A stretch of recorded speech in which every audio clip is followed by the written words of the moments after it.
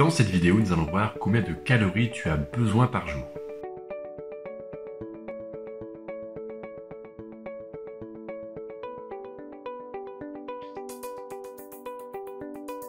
Bonjour, c'est Jérémy, bienvenue sur Foodovore, la chaîne qui permet d'améliorer ta santé et ton bien-être grâce à l'alimentation. L'autre nom que l'on va donner aux aliments qui te donnent de l'énergie, on va les appeler les macronutriments. Ils représentent plus de 98% de ton alimentation. Ce sont les éléments qui vont te permettre d'obtenir de l'énergie pour ton corps. Ils sont classés en 3 grandes catégories. Tu as les protéines, les lipides et les glucides. Alors je vais rester très vague sur l'explication parce que c'est pas l'objectif de la vidéo. Les protéines vont servir à réparer ton organisme grâce à la fabrication de nouvelles cellules. Elles peuvent provenir d'une forme végétale ou d'une forme animale. Les lipides ou matières grasses vont servir au bon fonctionnement de ton système hormonal, de ton système immunitaire ou encore de ton système nerveux. Les glucides, on les appelle également les sucres et là il y en a plusieurs formes. En plus des fibres qui vont permettre d'améliorer ta digestion, les glucides vont servir de source d'énergie durant ta journée. Maintenant que les présentations sont faites, passons à la partie mathématique de la vidéo. Non, ne pars pas tout de suite. Pour ma part, j'utilise la formule de Catch-McArdle et la formule utilisée ressemble à peu près à ça. Alors c'est pas la plus compliquée, il faut juste savoir comment s'en servir. Le gros avantage de cette formule par rapport à d'autres, c'est qu'elle prend en compte ta masse corporelle. Et c'est ça qui m'intéresse tout particulièrement. Pour essayer de rendre la chose un petit peu plus simple, on va prendre quelqu'un. Imagine-toi quelqu'un de 70 kg avec à peu près 20% de matière grasse. Ce que je te montre là, voilà, c'est une aperçu, c'est une estimation. Cette formule est la même que l'on soit un homme ou une femme. Le premier point, ça va être de calculer le poids de masse maigre. En gros, c'est combien tu vas peser quand on va enlever toute la matière grasse de ton corps.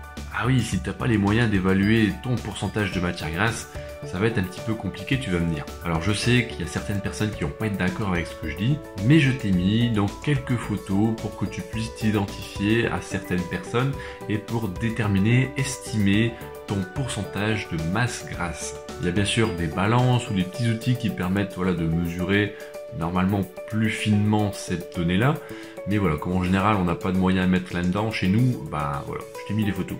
Tout ce que j'ai utilisé pour faire cette vidéo, je t'ai mis les liens dans la description. Revenons à notre calcul. Maintenant que l'on connaît notre masse grasse, on peut calculer notre masse maigre. Il suffit simplement de soustraire notre poids actuel à notre poids de masse grasse. Une fois que c'est fait, on applique la formule du début et on trouve le nombre de calories qu'il nous faut pour la journée pour que notre corps fonctionne sans rien foutre. Ouais, là je suis en train de faire du sport, je consomme des calories.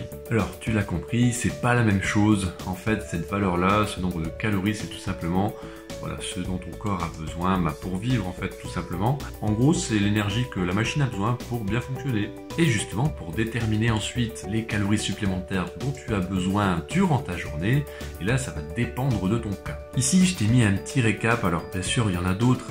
Là je suis parti sur quelque chose de très simple, mais les personnes qui ont une activité sédentaire, tu peux multiplier le nombre de calories que tu as obtenues précédemment par 1,2 si vraiment tu es quelqu'un de sédentaire, c'est-à-dire que ton activité professionnelle et personnelle n'est pas très active.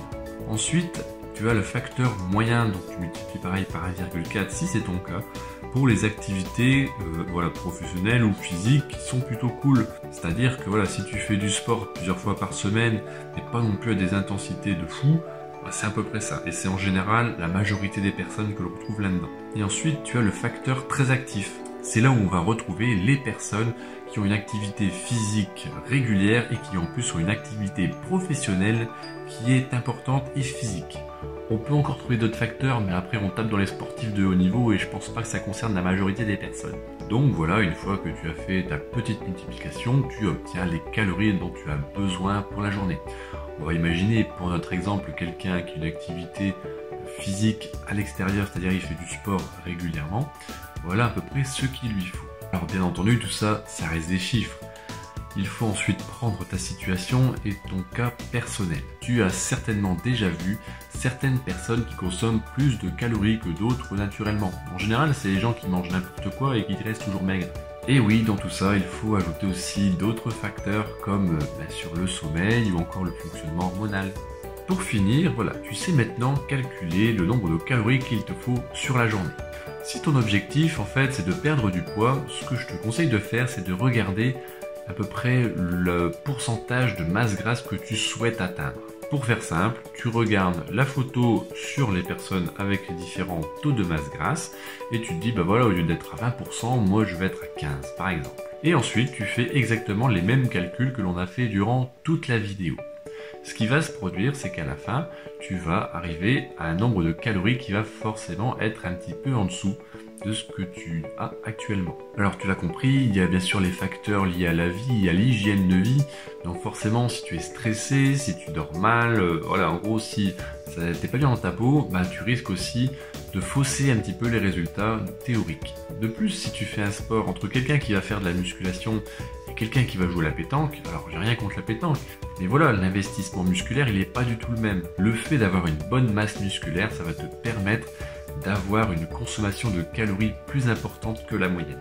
Attention, si tu as calculé également à peu près par exemple 1500 calories par jour pour que tu puisses perdre du poids ou bien fonctionner ou ce que tu veux, la manière dont tu vas manger, ça va également jouer sur les résultats.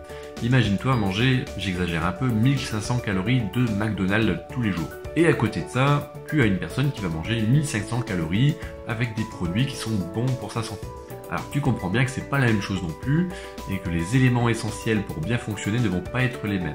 Il faut donc donner à notre corps les bonnes pierres pour qu'il puisse faire des bonnes fondations. Si tu veux en apprendre un peu plus sur une alimentation saine et équilibrée, je t'ai mis un accès à des vidéos en bas dans la description. Tu peux t'abonner à la chaîne si c'est pas encore fait et tu peux liker la vidéo, ça permettra qu'elle ait un meilleur référencement.